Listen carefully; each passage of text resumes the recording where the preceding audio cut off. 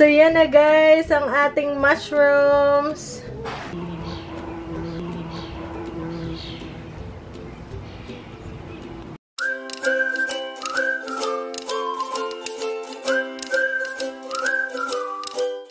So, yan guys, maulan na naman. Maulan.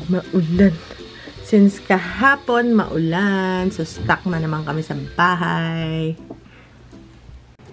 Hello mga kahingal! So, magandang umaga sa inyong lahat. Isang maulang umaga. So, today, magluluto lang tayo. Dito lang tayo. Stuck tayo sa bahay kasi umuulan. 2 days na umuulan since yesterday. So, dito lang tayo. And then, mamaya checkin ko yung garden. Pag huminto na yung ulan, dumating na yung aking raised bed na in-order. Pero hindi ko alam ba't iisa yung dumating, guys. Ewan ko ba't iisa yung dumating dalawa in-order ko. Siguro, checkin ko yung website. Baka isa lang yung na-order ko. Kasi gusto ko dalawa. Kasi yung isa gusto ko ilagay yung ating purple sweet potatoes dun sa isa. But anyways, ngayon magluto ako ng baked fresh mushrooms. Brown and white na mushrooms. So, nilinis ko na yung mushrooms. Ito. Pinunasan ko lang siya ng damp towel. Itong cup niya. And tinanggal ko to. Ito rin yung ilagay nating filling sa loob. Ano pang ilalagay kong filling? Yung green onions, tsaka bacon, and cheese. Yes, yan. Para sa ating baked mushrooms. Tapos, magluto ako ng bacon. Lalagyan ko siya ng tubig. Nakalimutan ko, guys, bacon. So, pag nagagawa ko ng bacon is sa tubig kasi mas crispy siya and hindi siya nasusunog, basically. Kunin ko lang yung ating bacon. So, ito yung ating bacon. So, kalahati lang. Luto natin bacon sa tubig. Tapos, yung kalahati, i-freeze natin. Kasi ang bacon, pag hindi mo diluto lahat, pansin ko, nagiging slimy na siya after a day or 2. So, kailangan ma-save natin siya is i-freeze natin. So, kalahati lang yung lulutuin ko para magamit pa natin to kalahati next time. Okay? So, yan. Hiniwa ko lang siya. Alright. So, kalahati lang. Then, ilubog na natin siya dito sa... Kasi pang stuffing lang naman to. Kasi nga, yung gagawin nating stuffed mushroom. So, lutuin lang natin siya sa tubig hanggang maiga yung tubig. Tapos, pag naiga, kay crispy na yan, hindi siya masusunog pag magpiprito. And para tanggal yung taba as well. So, yan. And then, with the bacon, so, i-ano ko lang siya. Fold ko lang siyang ganyan. Okay. And then, so, kuha lang ako ng cling wrap. Like, ito. Or, Ziploc bag. And then, freeze natin. Para hindi siya mabulok. And, at least, ano siya, 2 beses ko siya magagamit. Hayaan muna natin siya dyan. And then, magtatadtad tayo tatadtadin natin tong ating ihahalo sa stuffing dito. Yung stuff natin dito. Teka lang, ito. Malinis na to pero may natira pang konting parang. Okay. So, i-cut natin.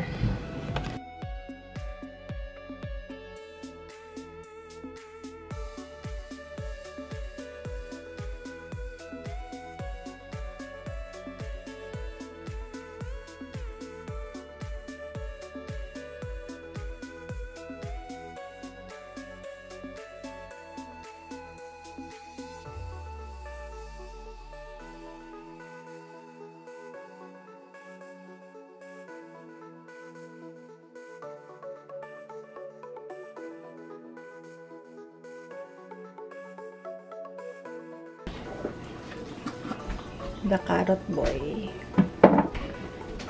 Take a bite. One more. And I have strawberry. I'll...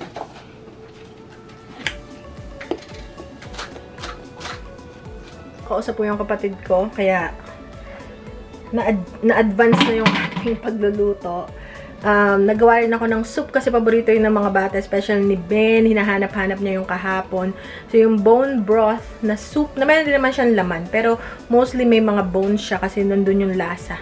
Tsaka, maganda raw yun sa katawan, sabi nila. Especially pag organic yung inyong chicken. So, yan. Parang hinahanap-hanap niya yan pagka pag gutom siya, tapos may konting kanin, ganun. So, yan. Ano to kasi wala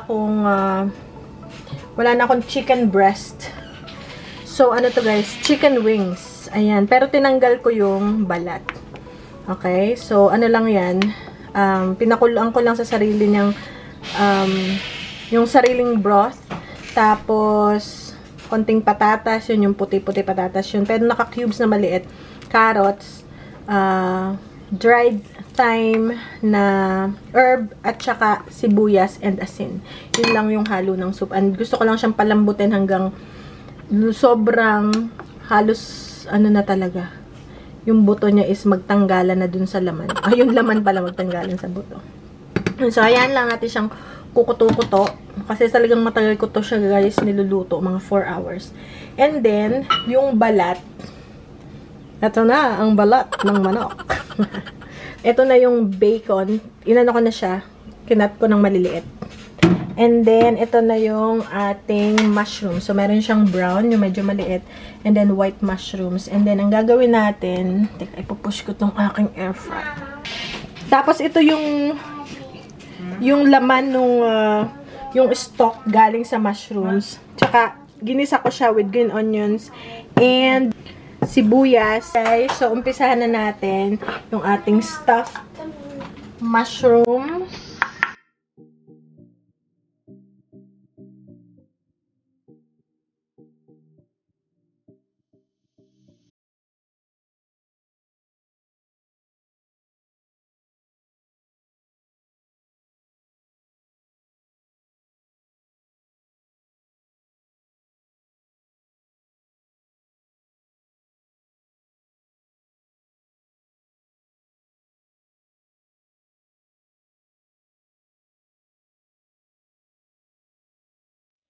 Alright, next naman is yung ating bacon sa ibabaw.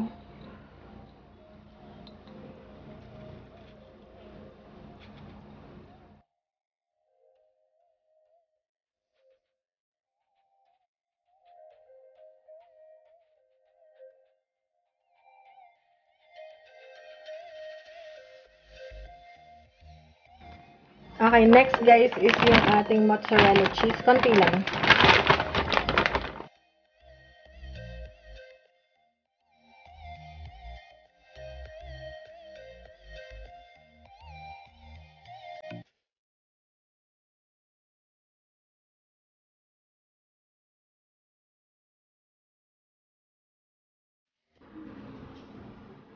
Alrighty.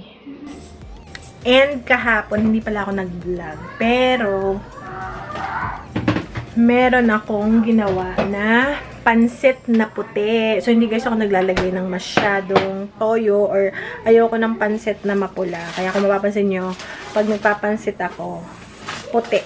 So, yun ang hindi ako naglalagay. Dito sa Amerika, tsaka kung lalagyan ko ng pula, masyado maraming toyo, magulat yung asawa ko. Dahil dito guys, sa mga restaurant, especially sa Asian buffet, ang pansit nila is puti. As in, walang, ito ka medyo dilaw pa eh. Ayan.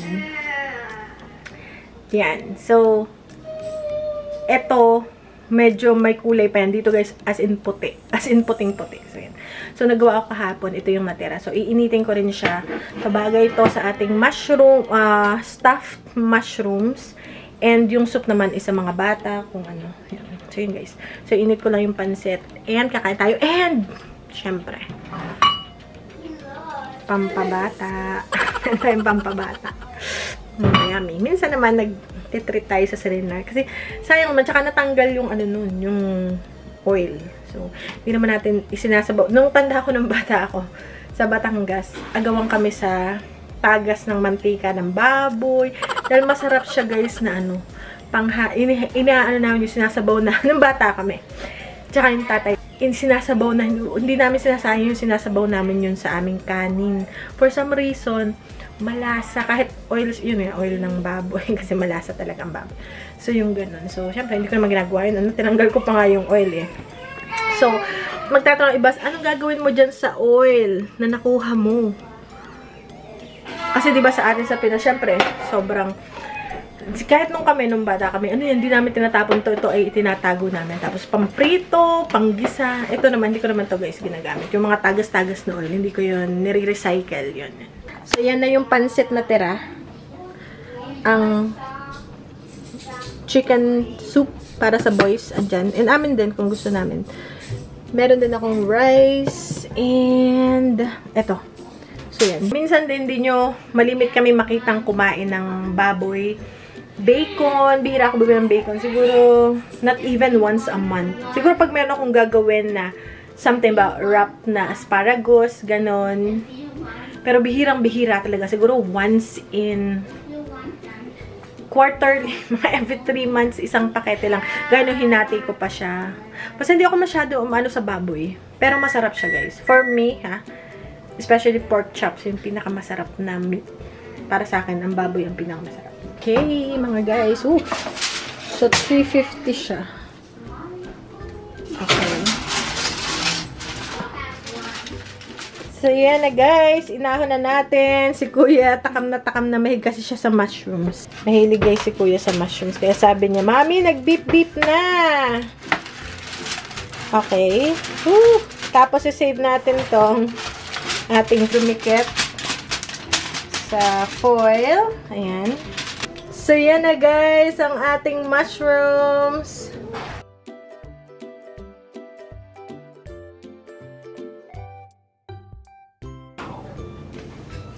Alright, so tikman na natin.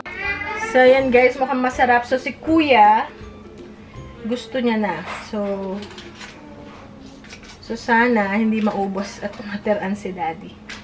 So, yan. So, yung kanya, nandito siya sa cupcake na parang parchment paper. Yan. And then, for Kuya, mabilis niya itong kainin guys. Paborito nito, parang last year, nagawa rin ako nito last year na. Hindi, maraming beses last year. So, yan guys. Ang kay Kuya, maliliit lang. Kuya, halika! Dagdagan ko pa kasi guys, kaya niyang ubusin tong lahat. Sa totoo lang. And mushrooms ay paborito namin yan. Okay, so dagdagan ko pa ang kay Kuya. Kuya, so tikman natin. Napakainit nito guys. Wow!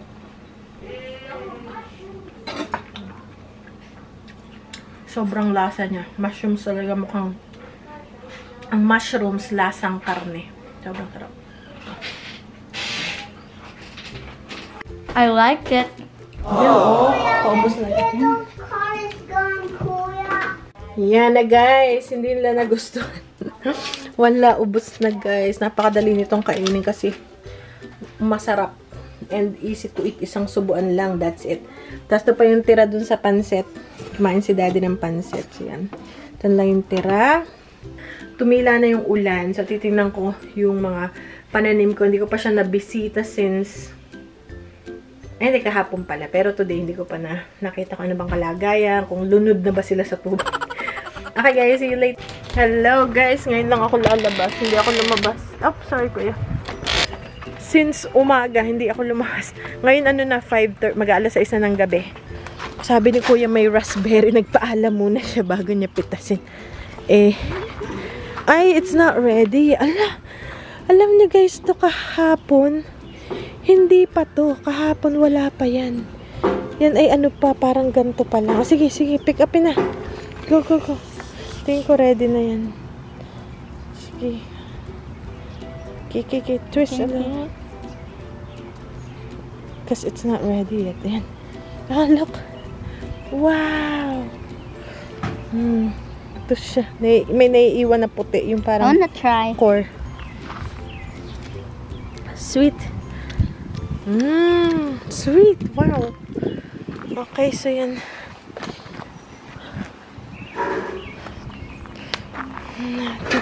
Ayan, meron na ulit pipino. Yes, I really like it. You really like it? I know. They're good. Uy, mayroon na ulit tong pipino. Teka, I'll take out the core. I don't think you can eat the core. Uy, biglang lumaki yung okra, oh. May mga bulaklak na yung ating okra. Look, Mama. Yes. May strawberries pa.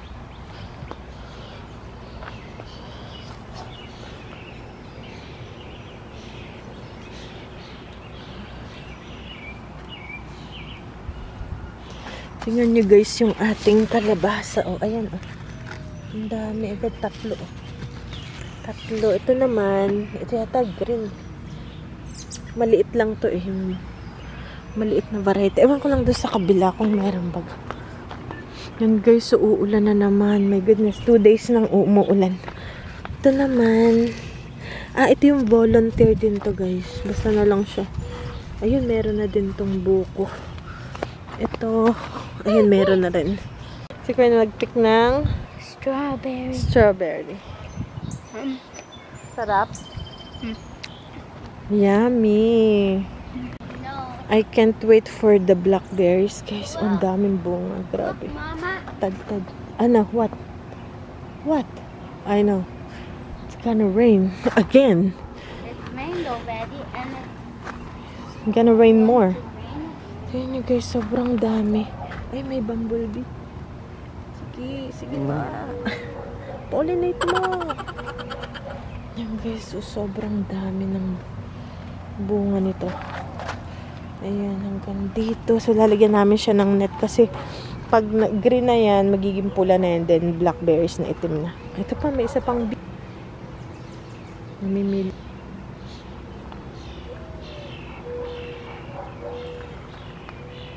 Yung napili niya. Yan. Sobrang daming bulaklak ng blackberries. Yeah, they're moving. They're moving. Getting away. Yeah, they're going somewhere. Cause, you know. They're going somewhere where it's not raining. Yep. Tapos to nilatagan ko to ng wood chips. Kasi may plano ako dito, guys. Okay. Look. Oh my, yes. Here. Wow. I Romanesco. haven't seen that. Check, Benjamin. Look like that. Tapos to guys, palaya may bunga na to eh. Actually may ayun. Yung guys, may nakita na ayan bunga na yan. Ayan. Ang palaya na yan. Sana tumuloy. Dito, ay ito rin pala oh, guys. Ayan na guys, may ampalaya na. So, malapit na tayong harvest. Hindi sabay-sabay itong ma-harvest ang bunga dahil pa isa-isa. Ganyan to bukas. Ito bukas ready na yan. Ito rin. Hindi siya sabay-sabay. Ito, mapula na. Ayan. So, inisprayan ko yan din guys. Ang pampabunga. Tapos ito, nag-aano pa siya guys. Oh, magbubunga pa. Late pala to ha. Bubunga pa siya ulit. Alright.